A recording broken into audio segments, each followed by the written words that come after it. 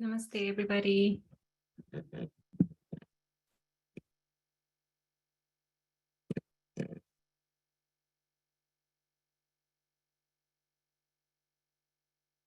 Thank you for all of you that are able to move yourself into a little bit of an earlier time for a class. I know it's a little bit of a stretch for some of us, and some will catch up on the recorded audio. But ahead of time, thank you for understanding our current circumstances in the evenings and the reason why we had to move class. So before we begin, if we can move and center ourselves to our hearts, if we can please find a physical position in which our backs are straight, we can softly and gently close our eyes.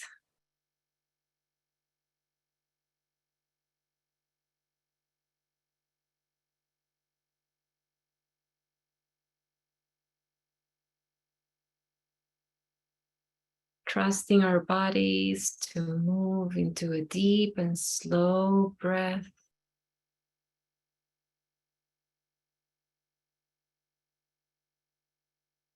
Allowing our abdomen to expand when we inhale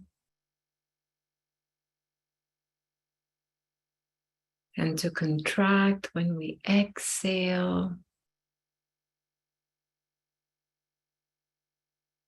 Just allowing the exhalation to become longer.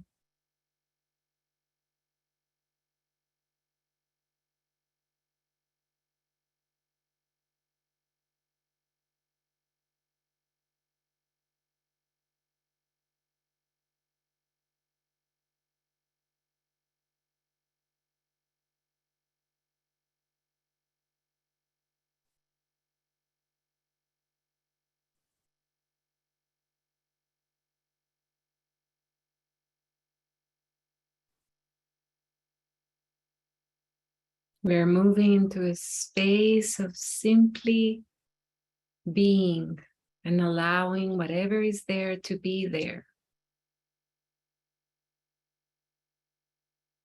And we anchor our presence through our breath.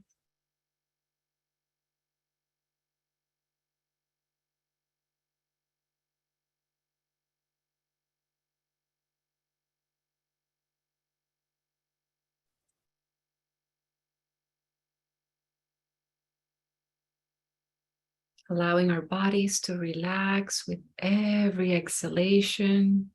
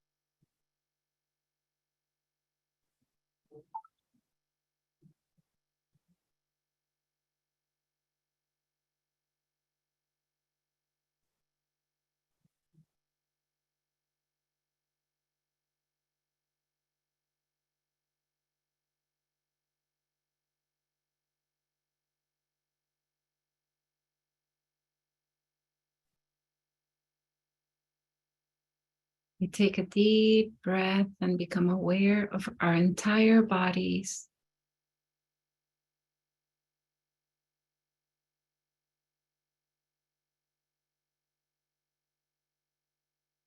Allowing our senses to reconnect with the external world. And slowly and gently, we can open our eyes.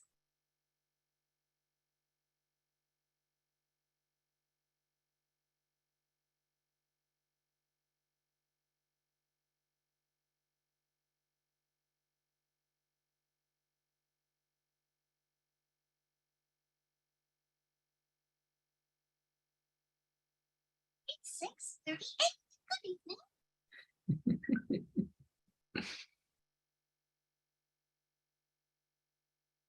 Wanted to know if anyone wanted to share or had any questions or any obstacles that you're going through. Yes, Paula. Hi, hello. I always want to share. This week for me has been really amazing. I have had, I was dating a guy that I really liked for a while, and we were ending the relationship during the last 2 weeks. So it was a little bit tough. I was attached and I was really liking him.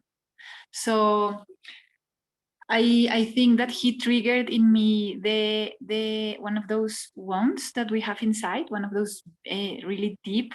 I think that it is like my deepest one. So in my fear, it was really hard. I had some days where I was crying on the floor, just like a little child. I felt like the crying was coming from here, and I couldn't stop. But I really allowed myself to feel that. And as always, when I am there, I think that it's gonna last forever. I don't want to feel that.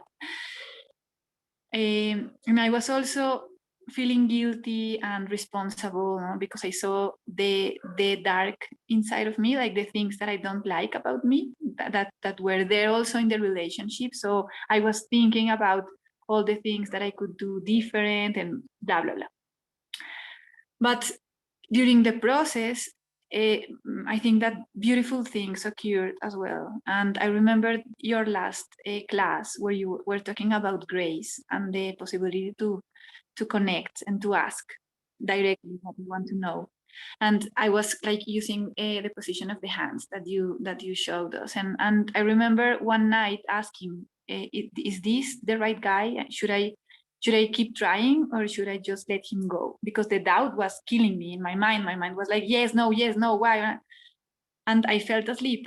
And the next day when I woke up, I was dreaming. I was having a dream. It wasn't about him, but it was related. The theme was related. And I think I received the answer clearly, like he is not ready to have a relationship. So it was like no doubt. I kind of felt that in my entire body. And then I started feeling the sensation of being like held by grace, like I wasn't doing the process by myself, and at the end of the day, it wasn't about the detail of my mind of if I should do things differently, but it was bigger. The picture was bigger than I was thinking. And then I think that during the entire process, the last weeks, and then we ended up everything, but I passed through a lot of emotions and thoughts and stuff. And then when we finally had the last conversation, I thought that after that I was gonna feel really sad and it was gonna be hard, and instead of that, I felt so in peace. And I think it was because of the process and because of the grace, because I kind of understood from behind why I needed to go through all that. And it was not about the guy or the person or the other person, but it was all about myself. So it was so beautiful. And it's strange because it has been probably 2 or 3 days that I have been feeling this. And actually my mind sometimes is wondering, like, okay, we need to suffer, no? Like, what is happening here? Why are you so calm? Why are you so in peace? And then I can even see my thoughts. They suddenly, they are like slower since then. So what I have been, my sensation of all this story is that I am usually not so sensitive to dreams and stuff like that, but I kind of feel that the more I open my heart and the more I allow myself to feel those uncomfortable emotions and sensations, the more I open as well to that channel to ask to grace and to receive guidance somehow. So it's like my intuition is going somewhere that I didn't know before. And I think that part of it is that I am opening my heart and I am available, let's say, to cry what I have to cry, or to yeah, it's kind of surrendering to what is happening. I have no control of the external things. I don't know what is coming next outside, but it's like somehow I am like, okay, show me. I don't know what else should I know. What else should I discover from myself? So I am very grateful. That's what I am feeling during the last days, like in a peace, an incredible peace. So thank you, because it has been a combination of all the teachings coming together at the perfect time and the perfect moment. It has been beautiful. Thank you, Paula. I'm very honored that we are able to be in sync with what life is offering you and to be able to navigate this together. Thank you. Does anyone want to share or ask a question or a space where they're in? If it seems a little bit tricky or complicated. Yes, Cindy. Hi, everyone. Paula, what a great, thank you. Thank you. You know, I would like to understand. I know I was trying to think about what lesson we talked about pain in the body.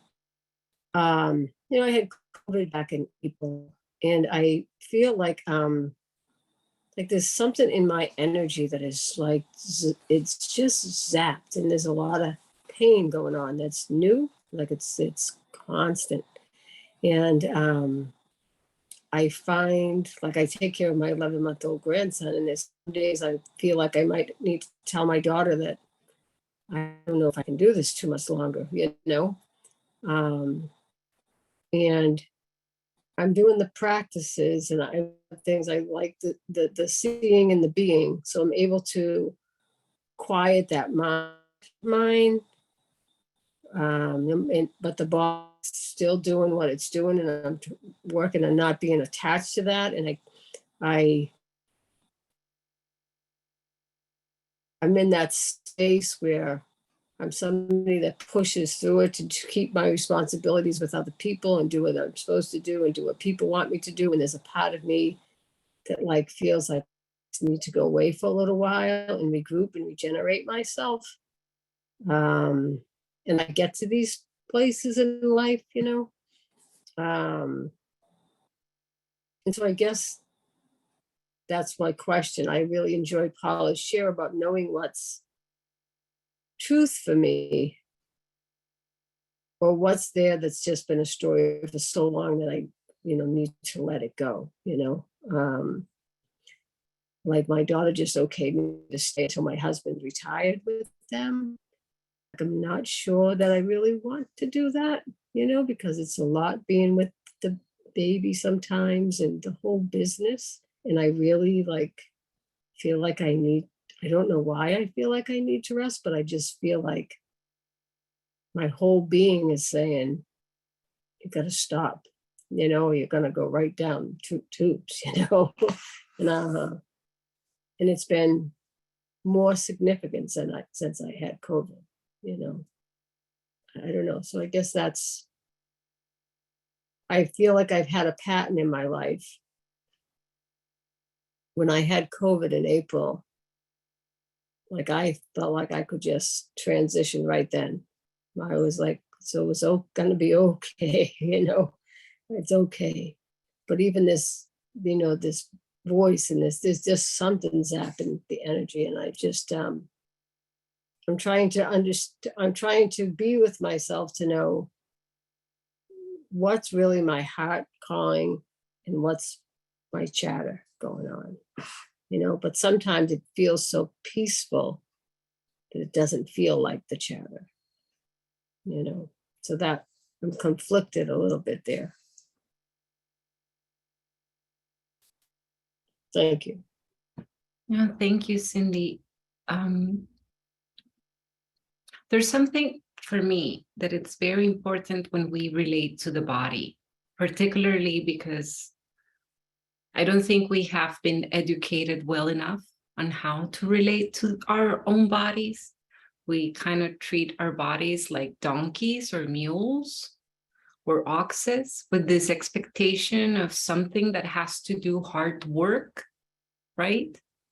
Without any understanding of rest or holidays or seasons, right? We relate to it as a and we also have a culture of that we have to push through things, right? That we just have to push harder. Even if we feel exhausted, it's about pushing more and more. That's the culture a lot of Western countries have. And one of the things that I've noticed in myself is a lot of the times, the more I connect with myself, I realize how exhausted I am. And there are different levels of exhaustion, right? There are the exhaustion when you have a little child and the energetic demand that they have, right? And that is a type of exhaustion that doesn't wear off if you sleep a good night's sleep, right? Whereas if you have like one day of strenuous physical work and you sleep a good sleep, then you wake up kind of replenished. You can be a little bit sore. But if you're constantly given energy and attention externally, the body's natural capacity to be in harmony gets a little bit off balance. And particularly with everything that has happened in the world for the last couple of years, and if you have had COVID, I think what studies are showing and the experience of many people is that it's very taxing for the body. It's extremely depleting in a very strong way. It's not like a cold or a flu that you kind of like 1 month after you feel okay. They're having studies realizing of long-term COVID and how much time, and it's kind of like figuring out as we're going through this together. So what I feel about your situation, and in the end, this is just my feeling, is even though it's difficult to trust the body sometimes, if your body is asking for rest, and if you have that inner guidance of saying, please rest, always follow that, right? Even if you need to be in a space in which your energy needs to be restored and replenished in a different way. I don't know if you've noticed when people are with certain type of sicknesses or in recovery, in hospitals or in places where people are being taken care of, they minimize visits of other people to hours, because there is an amount of energy that you're using when you're connecting with others. You need to be aware of all the sensory information, especially with a baby. Where are they crawling? Where are they getting up? The noises they're making, are they putting something in their mouth? There is this alertness that needs to be there to take care of another. And if your body is not physically healed from COVID, or if it's finding that some healing needs place, right? Because as we do these processes and as we go inside, the body feels like, okay, this is time that I can do this, but that also requires energy. Healing, growing and expanding in consciousness requires so much energy that we usually don't have. If you really focus in the spiritual practices, in meditations and things like that, how easy it is to fall asleep. And it is because the body is unable to sustain attention. It just needs to shut down to replenish. And there's nothing wrong with that. The only thing that life is pointing is we need to rest. We need to nourish ourselves better, whether it's by food, whether it's by being a little bit more reclusive and more with yourself, whether it is by music, whatever it is that different practices, whether it's Western medicine, Chinese, whatever tools you use, but being able to be wise on how to do it. Because sometimes we have, especially as women, we don't have a good relationship with boundaries. And we have understood that love implies sacrifice. So even though our bodies require rest, our soul is craving for solace or solitude, or however you understand it, the mind is saying, no, but I should be, but they need me. Like we have, that's how we have been conditioned and raised. Usually men have a different way of being raised, in which it's easier for a man to say, I need my space. Even if they go to work and come home, it's easier for them to say, I'm tired and I need to rest or sleep and eat. For a woman, it's more difficult even to say those words, right? There's kind of like a guilt that happens after you say, I need to rest. There is like, oh no, like I'm doing something wrong. All of that inner conflict is also very depleting. So, and sometimes, and this is something very important, the mind is not the ultimate enemy. The mind is just a tool. And sometimes the heart and the mind are in sync. And the heart is saying rest, and the mind is saying rest. And there is kind of like a peace, right? Because it's so clear. Because the more we start getting in tune with ourselves, both of those spaces kind of become coherent. They start working more together. Because they're tools. They're wonderful tools that we have to be here. So my heart tells me that you should rest and that you should give yourself the opportunity to be the priority to you, so that when you feel well or better, you're able to give the best of you, not the crumbs of what you have, but your full magnitude and splendor. That's just a feeling. And as always, there is that powerful guidance, right? And even if you take one step and then you realize, maybe I just needed a week or 2 weeks or a month, it doesn't matter. There's no right or wrong. The idea of making mistakes is just, it's not an accurate perception of life. We're all learning, right? But also learning to trust in yourself and what you need. It's also a very powerful example to your daughter and to your grandbaby. Thank you. Okay. Does anyone else have anything to share or a question?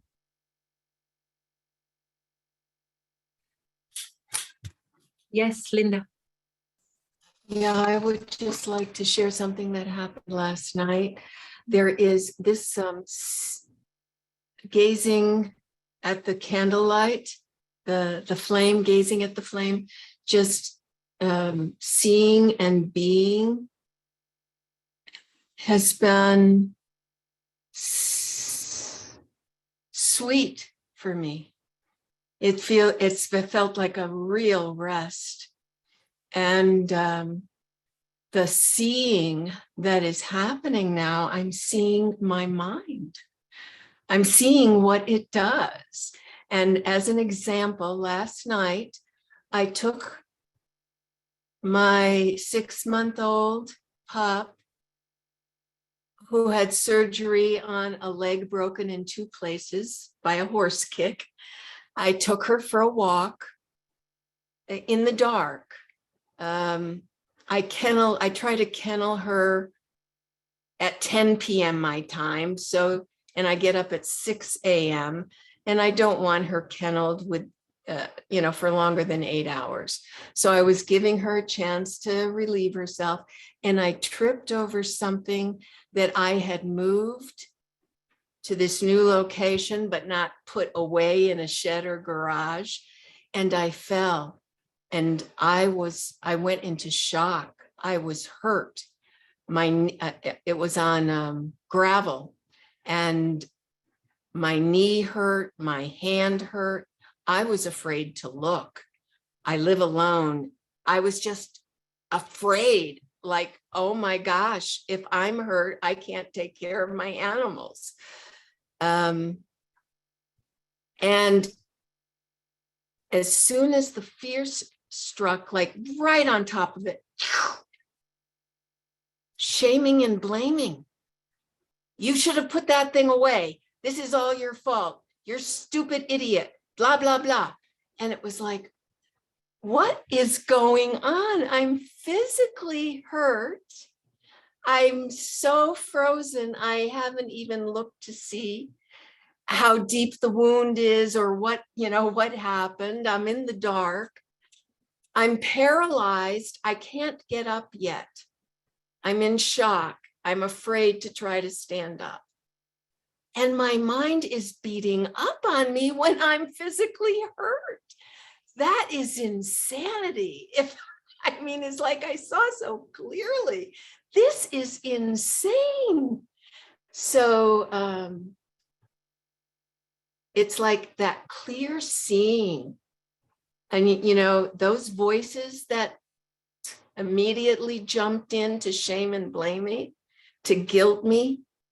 Oh, they've been with me my whole life. They're so familiar to me.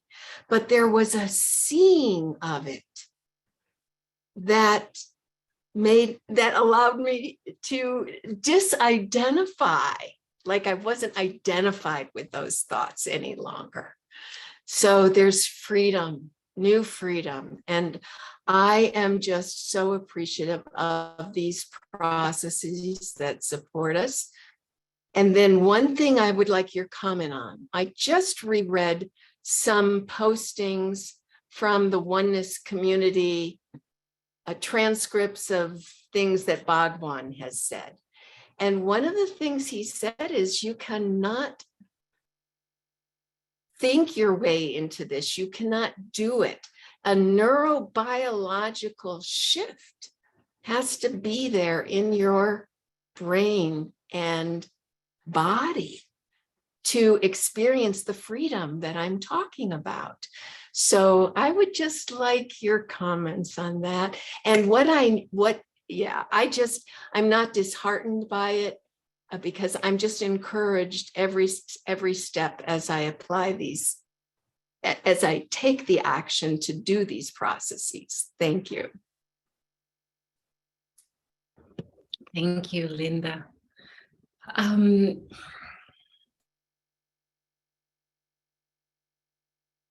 So for me, and this is my experience, I always say oneness found me in 2005.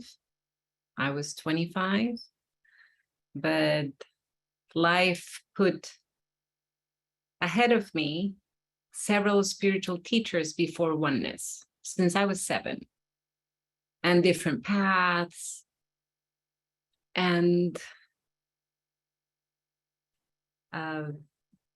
I majored in college in anthropology, and I have a master's degree in medical and psychiatric anthropology, and I was a neuroscience I just found it fascinating. And what Sri Bhagavan says about that biological, neurological shift that needs to happen, I see it as the interference of grace in our lives.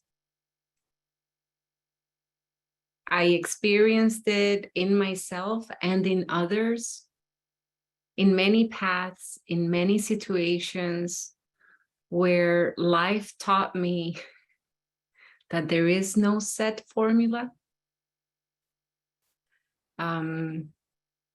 I always wondered, I used to read a lot before I had kids. I loved reading.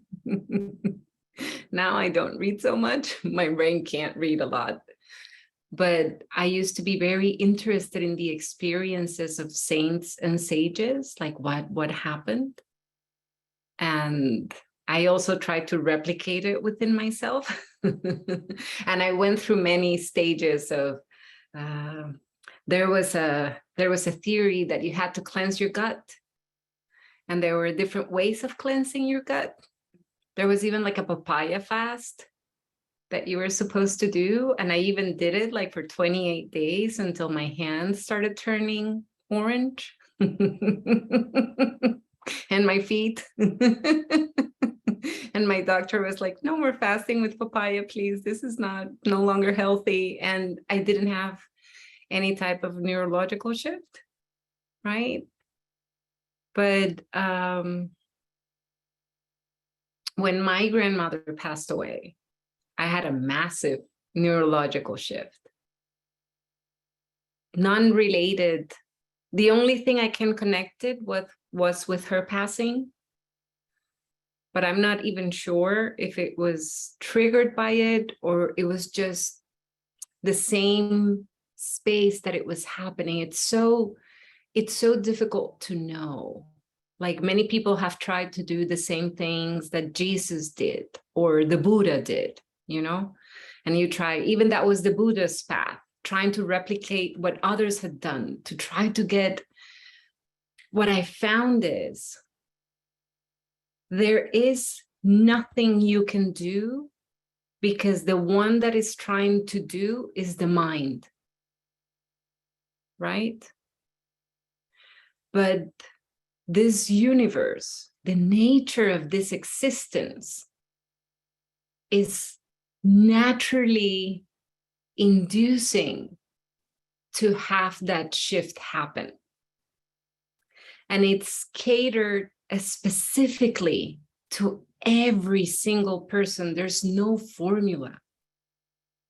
For some people, it happens tripping.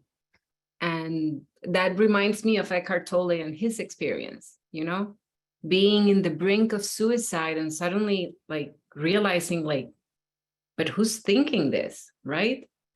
And there was this massive explosion of awareness of, what do you mean I can't live like this anymore? Who's saying that, right?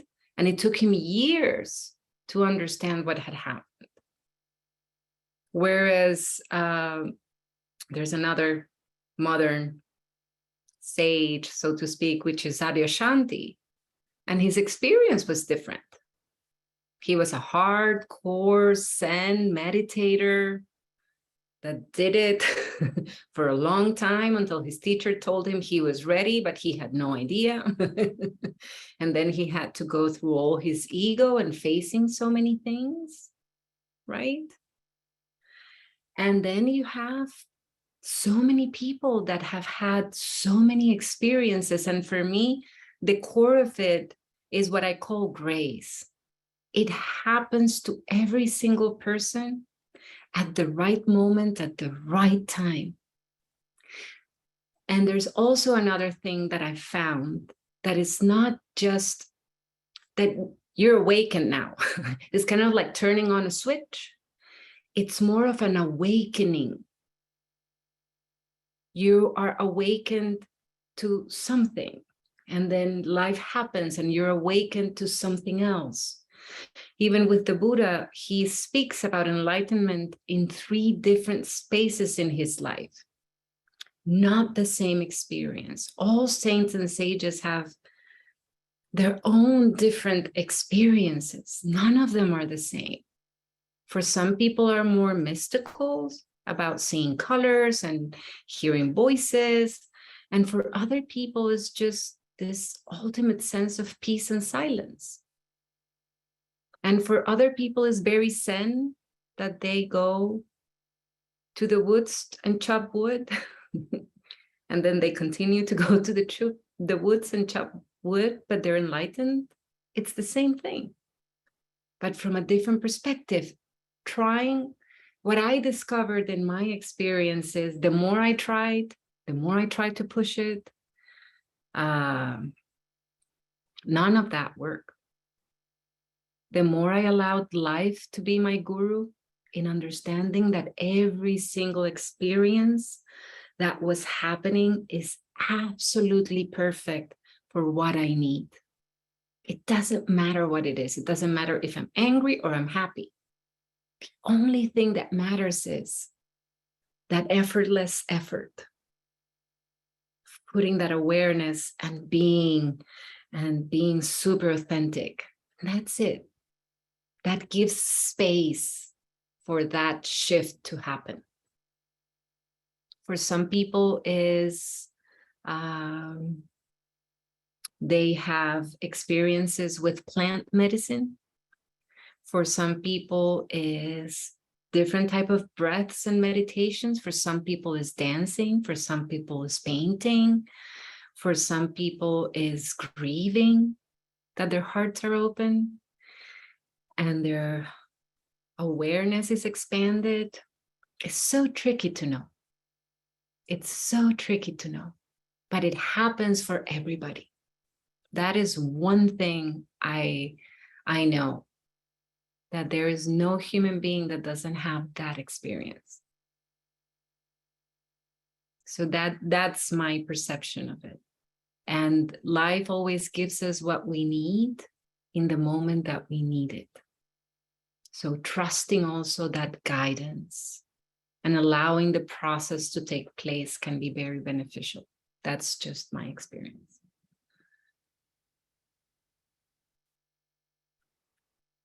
And connecting with this, the core of what I wanted to share with you all today, Doug was sharing about procrastination and that tendency that we have to leave things behind.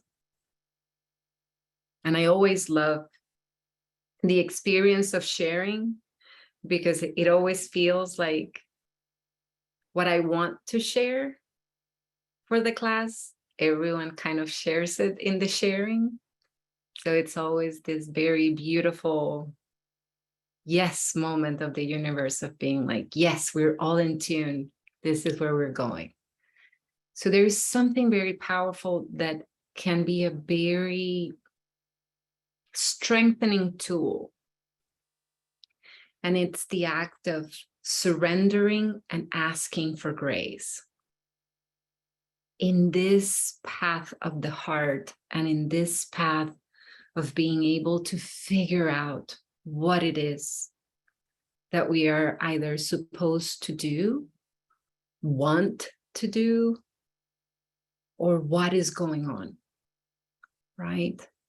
And when we talk about surrendering, is not the idea of surrendering that we connect surrendering with giving up, right? That type of surrender that it's more war-oriented. Like if you're surrendering, it's because you're waving a white flag and you have nothing else to give. And in essence, you have failed. And surrendering, my experience of surrendering, I can express it like this. It's the perfect expression of free will. I can choose to suffer in the sense that I can be in absolute resistance with what is going on outside, and insight, or I can surrender to the fact that this is it. Whatever is happening is happening. It's not that you are giving up. It's not that you have failed. It's an expression of wisdom, of understanding. This is what's going on, right? And I'm going to use Linda, your example of falling down and having the same, let's say, song. I always say the mind is like a radio. The same song you have heard for hours on end, and suddenly kind of like hearing it for the first time and being like, this is insane. Like, how can I like this song? Like, what? Right? And in that moment, that is, I cannot say what your experience was, but the example I'm trying to share is that's a moment of surrendering, because it's there, it's happening. It's not the usual response of, oh no, I'm so terrible for thinking this, and how come I think this again? Like the usual response of being in absolute resistance, or not again, or I'm taking this course and my mind should speak to me differently, or all of this natural, but surrendering to the fact that it is happening. This is the truth, like there's nothing else.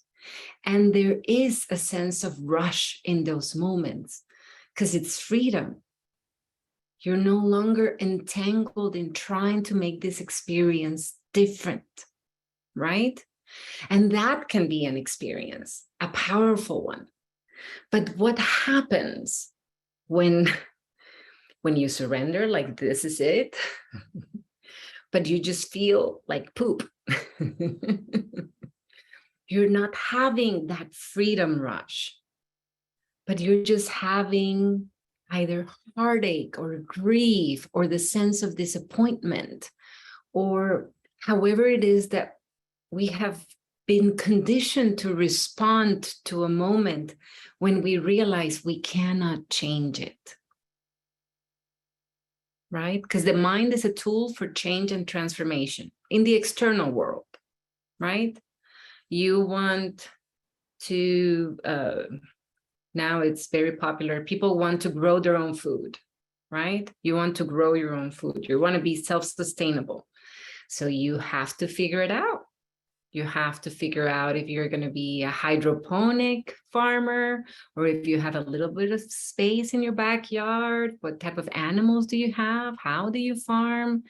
Get the farmer's almanac and start trying and see if the birds and the squirrels and the gophers and the moles, like there's a lot to figure out with being self-sustainable, right? And for that, the mind is very good. But for the internal world, how we feel with what's going on, the mind is useless because we can't change it. It's there. So it is in those moments that surrender comes as this movement of just, it is here, right? And the mind immediately wants to do something with that. So we have to change it. And this is usually how the mind says, okay, the spiritual mind, and I'm just making fun out of it. Oh no, I can't go into the negative space. I have to give gratitude now. So let's make a gratitude list. Like, no, this is not the right moment for gratitude. This is the moment to be like, this is where I am. There is an awareness. And with this example, I want to share something. When you see that you are being ungrateful, when you really see it, when you surrender yourself to see, I am being ungrateful, you automatically, without doing anything, gratitude starts pouring out of you. It's the magic of awareness, simple awareness. When the moment you see what is going on, there is an alignment, which is different than when the mind tries to change what is happening because it thinks it's bad or it should be different. Am I able to share light between the difference in both examples? Is this clear for everybody? Yeah? No? So? So when we surrender to the fact that this is happening, and we are okay allowing shame and guilt and all the best friends that come with shame and guilt, because it's always a party. They come more than one. When this happens and we just allow it to be there, that is the perfect time to invoke for grace. Because that neurobiological shift that awareness is. What does a neurobiological shift means?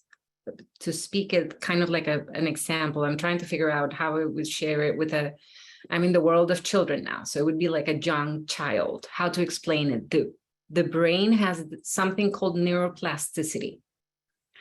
What does that mean? That our brain's capacity to shift, change, regrow, and transform itself. Thoughts are like paths, like highways, right? Where the cars go easy. The more we think one way, that highway becomes the best used by our energy, right? So we start thinking a similar way, and we start thinking a similar way until it becomes a thinking habit. Energy is about being efficient. But what neuroplasticity means is that we are able, either by a shocking experience, a moment of growth, a moment of grace, a blessing, whatever happens, the brain has the capacity to be like, whoa. And there's a new thought, and there's a new highway, and no longer this highway is being used. That is what neuroplasticity means.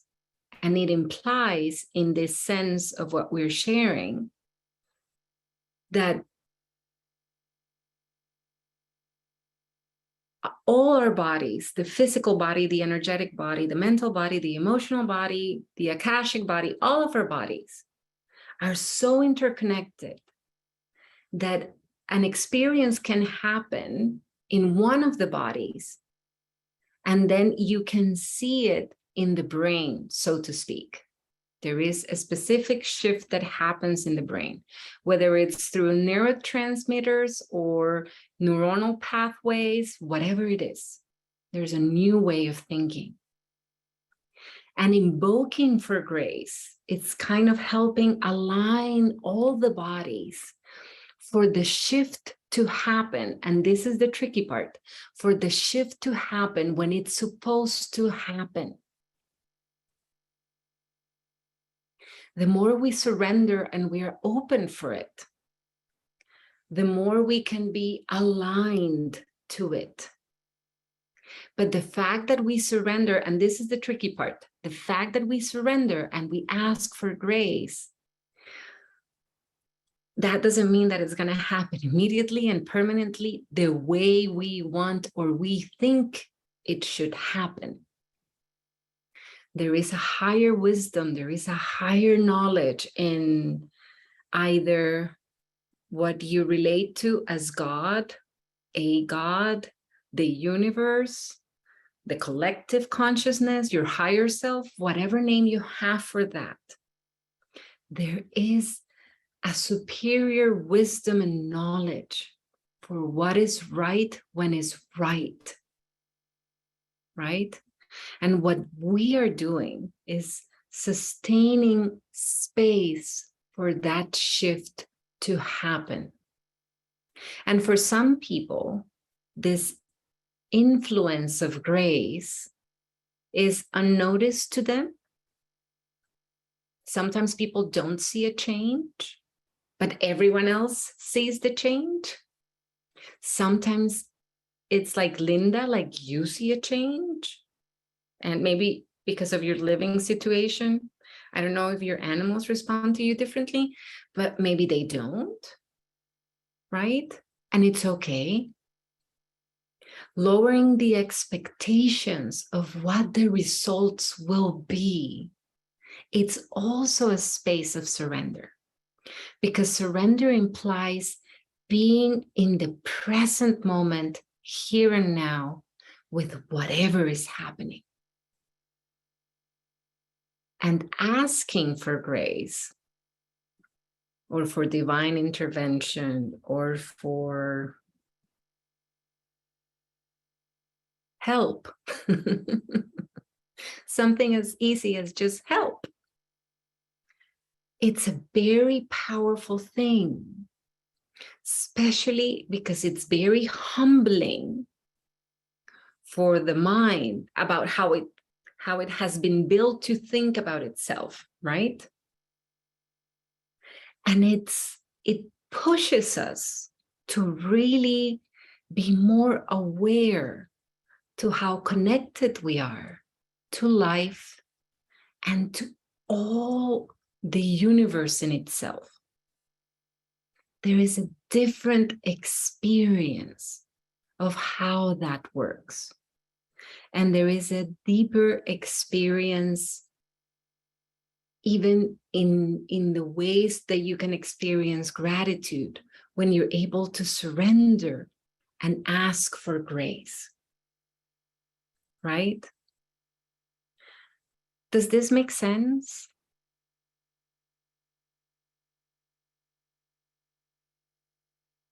If it's not, I always encourage, if people want to ask something, please ask, because then I get too excited and I'll just continue. But it's very important for me that there's clarity about this, because it's very easy to, even in the experience of surrender, and this is the tricky part, the mind can become very allured by the concept of surrendering, because the mind can think that as it surrenders, in the end, the outcome the mind will come. So we're surrendering, holding expectations, which is not something, which I'm not saying that shouldn't be there. It's just that we should be aware of that tendency to be there. And if we catch ourselves surrendering with the expectation of a better outcome, it's okay. There's nothing wrong with that. Just being aware of it and asking for grace, even if it's just by saying help and thank you. It doesn't have to be a profound moment of devotion and worshiping and things like that, if that is not your nature or your calling or your conditioning.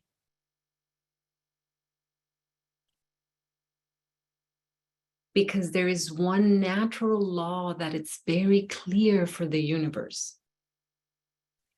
We are all connected and we are all one being. Just as with your body, how when you get a scratch, every white cell, every leukocyte, all the things in our blood and our healing system that move to that amount of cells that were scratched to be healed and replenished and then be rebuilt, just as that happens automatically within our bodies and our cells. The same thing is how we are as a universe. We are all part of creation. We're all connected. There is this divine presence inside each and every one of us, inside every single being, inside space, inside the quantum field of this entire universe. And this is a universe that responds by kind of like a wave, right? So when we are in that space of being coherent, of surrendering of what's happening in the moment, there is a wonderful reply of the universe every single time. And just being open to receive whatever experience happens, even with the mind labeling and judging and telling things. This should be different, this should be better, nothing is happening, why am I not experiencing anything? The only thing that we can do is, I always call it anchoring to the heart by the breath. That's my secret weapon. Breathing deeply. That's the best thing I can do. It's the highest thing I can do, even with the lowest capacity that I'm able to do it. Even if I haven't slept, if I haven't eaten well, if I'm able to just breathe deeply, I'm opening space for whatever is there to be there.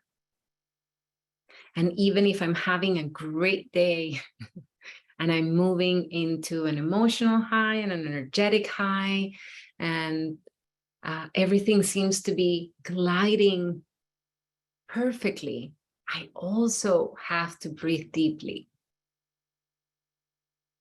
Because awareness is that space that we enter through the heart that holds kind of the key to the kingdom. And it's telling us, it's showing us moment to moment what it is. It's not about the vision in the goal, in the long run. It's more, the heart is a moment to moment, and it's always guiding us to the right situation with the right people. Does this make sense?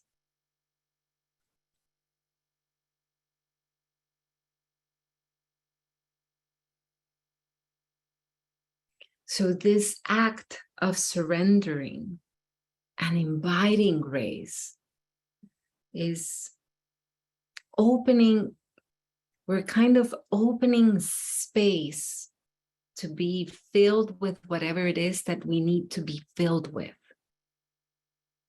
And we can be more in tune with how the universe is answering, or the divine is answering to this constant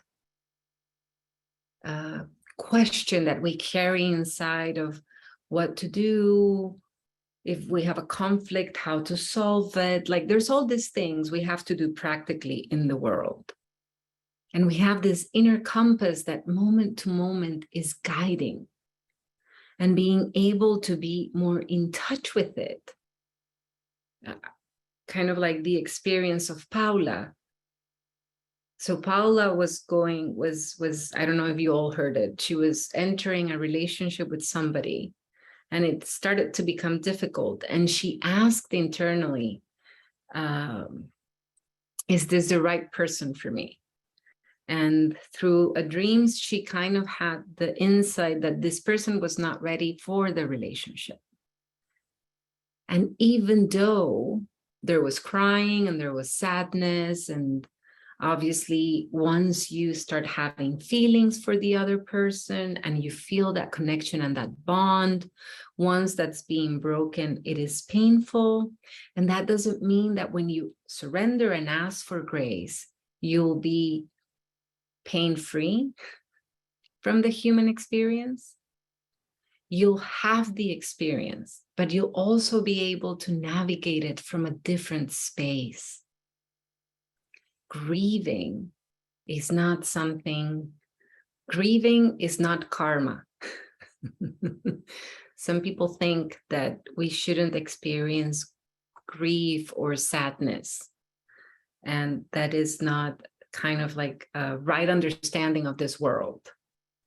Grieving is part of our emotional body and system. It's a natural thing. It's also part of how we grow and how we expand. It shows us the capacity of our bond and our connection and our human experience. It's also because we're social mammals and we need those connections to thrive. So grieving is also part of how our brain is wired as mammals. It's part of the human nature. So thinking that if we surrender and ask for grace, then we will be pain-free is how the mind might interpret surrendering. Well, as we ask for surrender and the mind is thinking, I should be pain-free, and pain comes, we allow that pain to be there from a different perspective. We don't have to like what is happening. It's okay if we don't like it. But we cannot not allow it to happen, because if it doesn't happen, it kind of gets stuck in one of our bodies or all of our bodies. Because at some point, it needs to go through our system. We can carry pain, loss, grief, sadness for decades. And when it comes up, we may not have any idea what is that pain or that sorrow, but the body knows. The body remembers. It's alive in our bodies. So this surrendering and asking for grace, even if it is going through pain,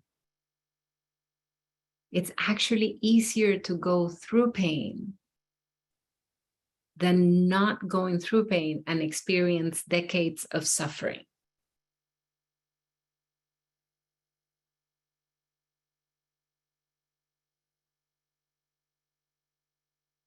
Does this make sense?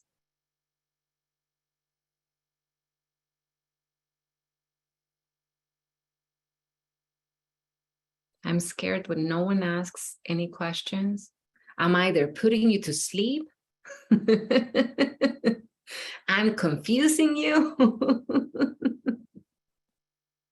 or something's not right.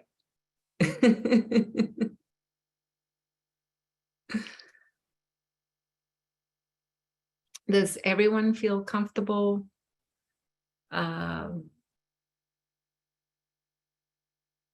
with the experience of connecting with either the divine, the universe, the higher self, and stuff like that?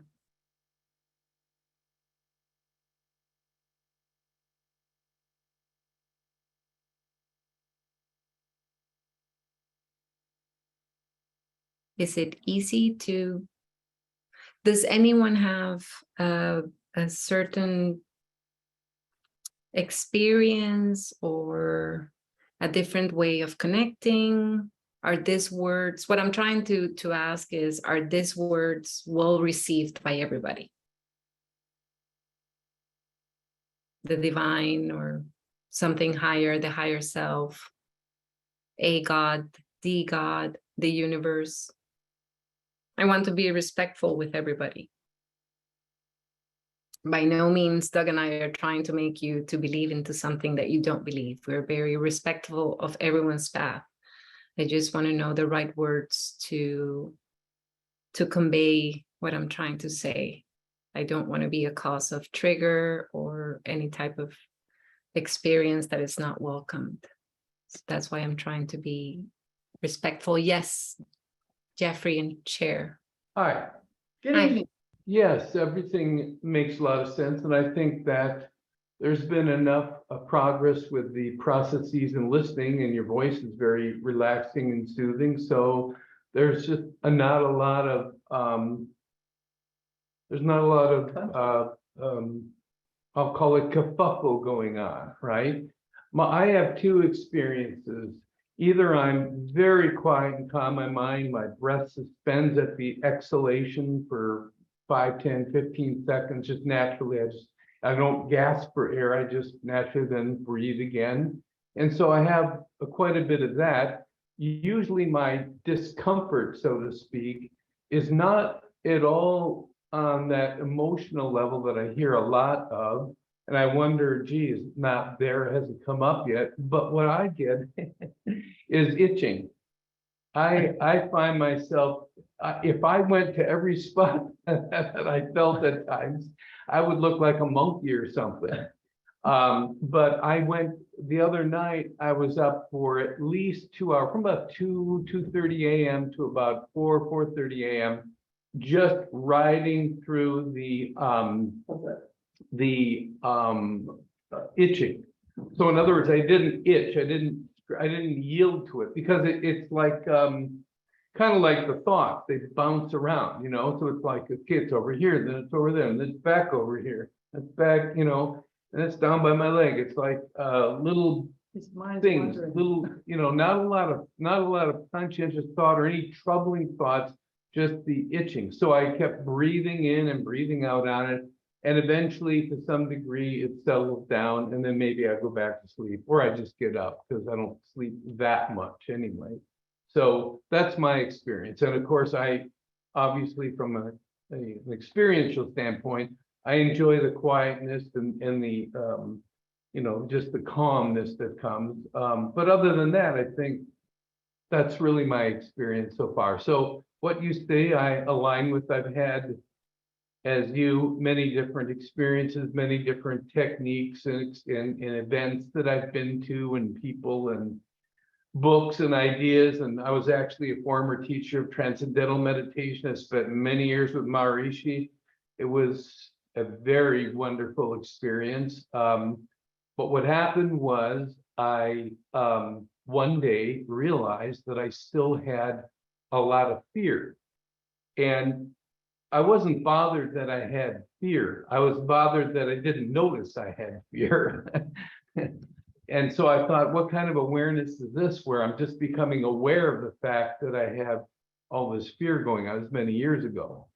And so I was at an event where, not anything to do with meditation, it was one of those dance where you move free form and someone's in the front of the room and just have music and people just dance with each other, dance alone. And that little voice inside said, out of nowhere, understand the mechanics of fear. And when you understand fear, you'll know how to set yourself free and anyone else free. So then I went on a path of looking at fear, and that became interesting because there was plenty of it around to look at.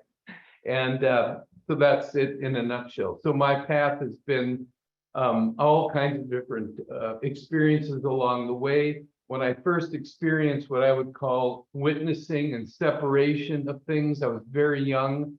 I had no background or basis for it, and it really scared me. So I would call out to my mother just to kind of bring me back. She'd answer. I'd say, okay. She had no idea why I called out. I never explained. I thought I was on the verge of craziness, like losing my mind. But then it would come back and be okay. So I resisted that for a long time. And it was only with meditating that I realized, oh, that kind of a witnessing or experiencing of life is okay. It's natural. You can be calm with it, and so that's been kind of my experience. So now everything is a lot more consistently peaceful. And I appreciate the method we're doing, because while I've done many things, I've never stared at a candle. Not that that's the end all be all, but I found it pretty fascinating that doing it, I was able to have a great deal of calm just doing that. So I thought, no, it's kind of an interesting method, So that's that. Thank you. The only thing that I can share, if it's okay with what you shared, is that even in that physical tingling, that is your experience and it's perfect as it is. It doesn't have to be emotional. Some people are more in tune, aware, or present emotionally, but that doesn't mean or take anything, because I think it was, can't remember, it's a Buddhist quote, but I can't remember who said it. It said, it was kind of Buddhist quote joke, that mosquitoes can be one of the most powerful enlightenment teachers. Because if you're meditating and you have a mosquito near your ear, it can drive you insane. And it shows you where you are, right? So not always it has to be some emotional experience, but even that tingling and the movement. And I don't know if you ever have tried Vipassana meditation. I did 10 days of silence, and that was very profound, very delightful, and talk about discomfort, because you're encouraged not to move or to speak or anything, but it ultimately transitioned into feeling as if I was plugged into the wall socket at about 220 volts. I mean, it was just like I felt my entire body was nothing but an unbelievable energy generator. And I thought then that I was obviously getting cleansed of everything and anything, and that was it. Well, enlightenment. That was about 20 years ago, and it wasn't it, but it was a great memory of an experience that was amazing. Yeah. Yeah. So that's like that type of meditation where there is no movement and your awareness has to follow all that discomfort. I have to itch, but I don't itch. And it drives a while and then it goes away. Yeah. But it's also a very powerful indicator, right? Of how all these things that we call meditation practices are just trying to bring us back to our natural state. It's how we humans are naturally wired. And whatever we are in the process, it's fine. It's not a race. We don't have diplomas for it. It's just life as it is happening. So also having that embrace of whatever it happens, how it happens, it's fine. It's fine for me this way. It's fine for the other person the other way. There's no right or wrong. It's just how it is happening in that moment. And that can be very freeing as well.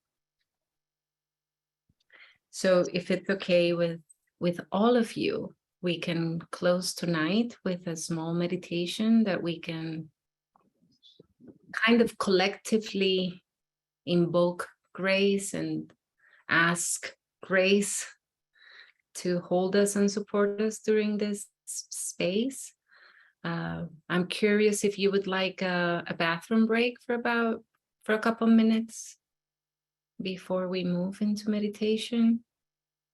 So in my clock, it's 7:46. We can start at 7:48. We can have a couple of minutes to either drink water or go to the restroom.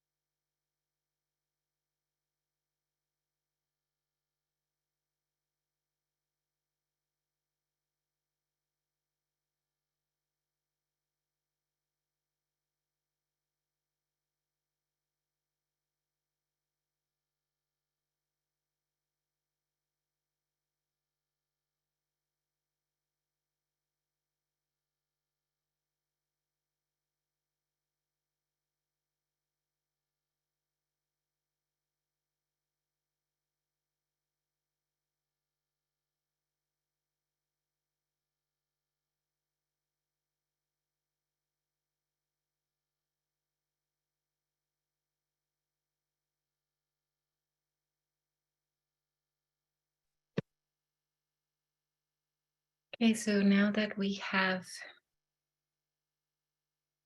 had our little break, as always, I'll say goodbye ahead of time. When I finish the meditation, I'll say namaste. And if you want to, or if you're called to just be in that space afterwards, don't worry. I'll just end the Zoom call. Disregard the voice saying that this meeting has stopped recording or whatever that always sounds. That can be a little bit annoying, but I can't control that. So thank you so much for coming today. Thank you so much for sharing your presence and your effort and your vulnerability and feeling safe and comfortable to be able to come here and open up. I'm always very grateful and honored by every one of you. And thank you. So let's find a position in which our backs are straight, our bodies are comfortable. If you feel called to, you can close your cameras for the video, since we're all going to be with our eyes closed, whatever makes you feel more comfortable.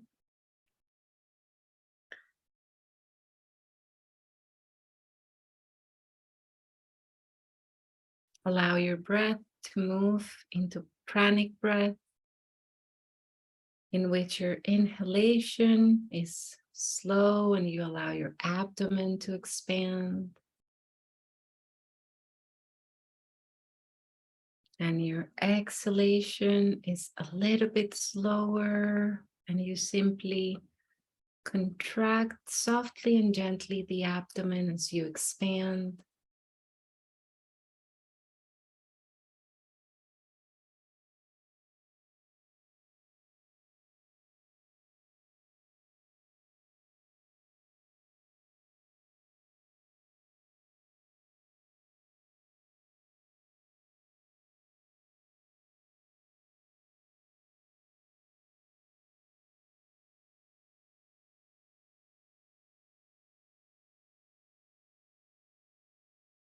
And as you move deeper into this pranic breath,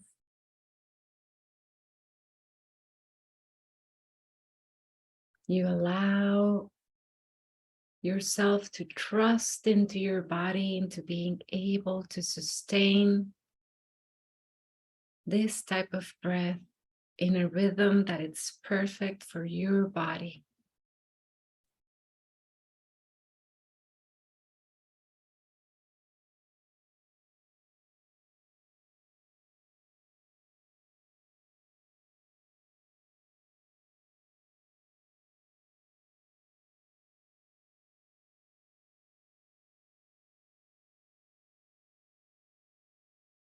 If your body moves into a rhythm in which there's a space in between the inhalation and the exhalation, and the exhalation and the exhalation and the inhalation, allowing to trust into the body that it has the capacity to regulate itself, and that it will always do what is the best for us in the present moment.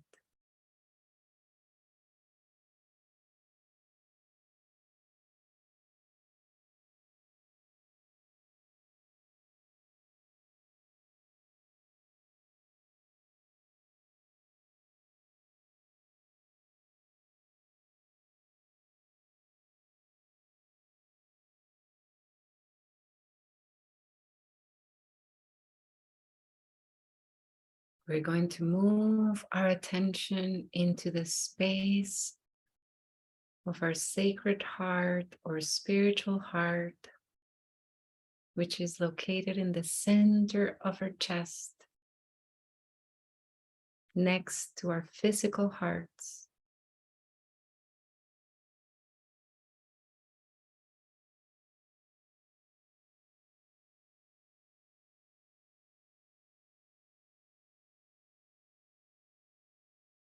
And as we settle our attention into this space,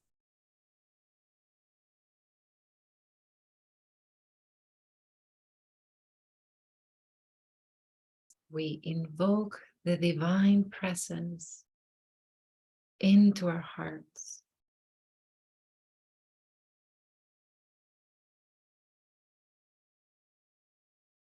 We allow with every breath that we take,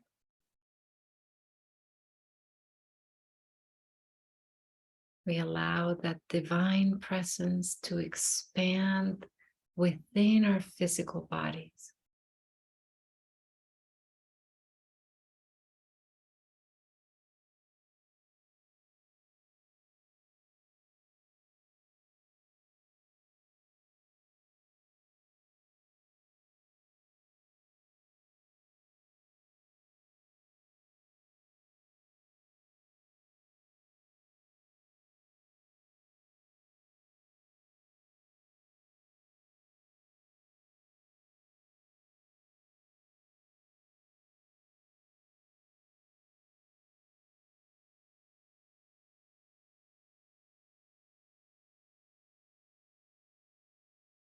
As we continue to inhale, filling our physical body with the presence of the divine.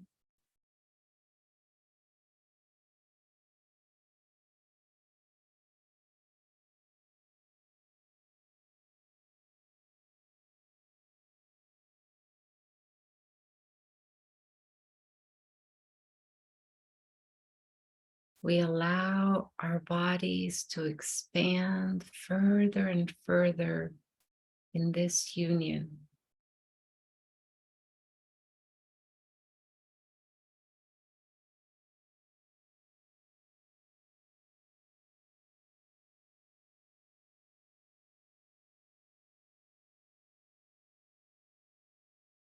And as we continue to breathe deeply, and this divine presence fills our physical bodies, and it expands this presence beyond our physical bodies.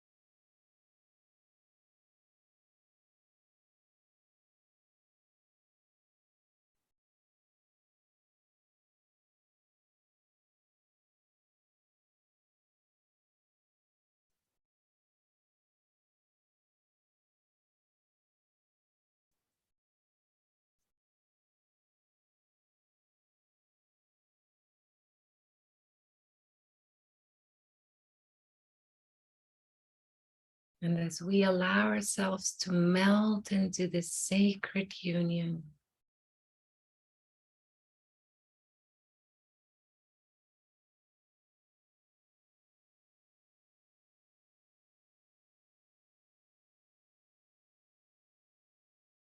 we naturally feel connected and part of the entire creation in the universe.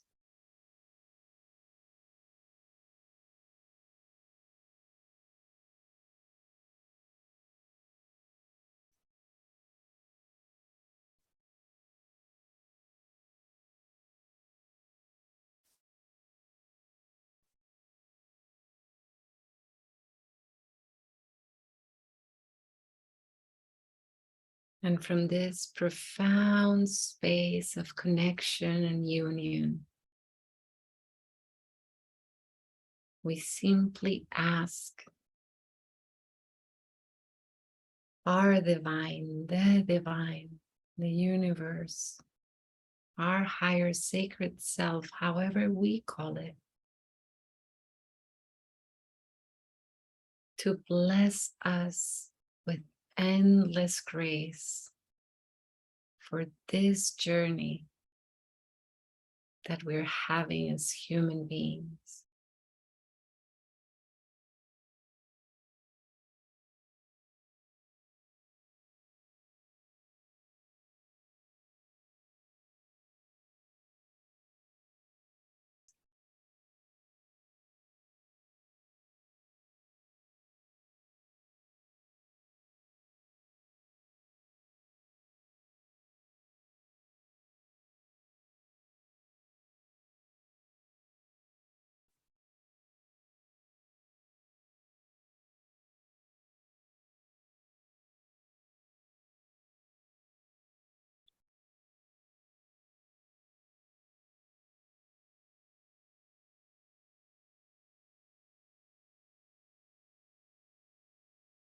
We also ask the divine to bless every single person that we are taking this journey with.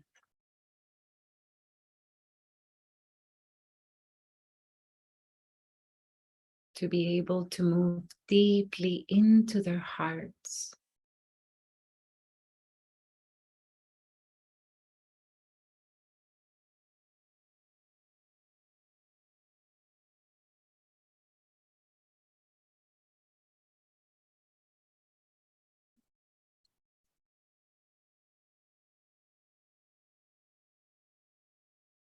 And we also ask the divine to bless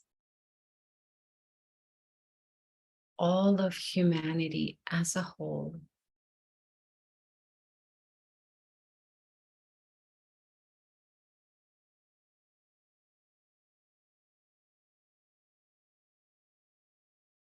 And all of creation as a whole.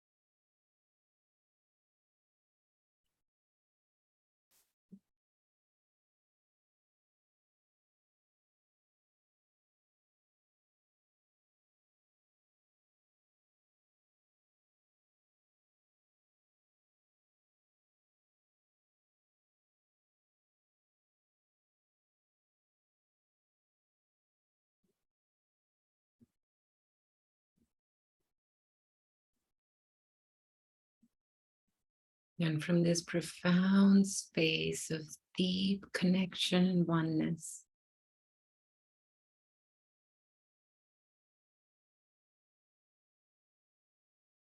we can simply express our gratitude by saying thank you.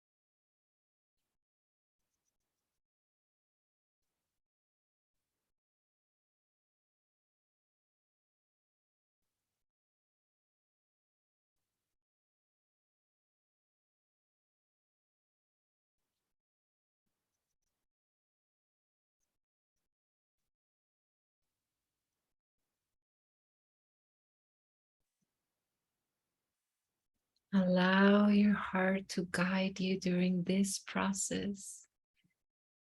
If you feel called to, you can continue to keep your eyes closed.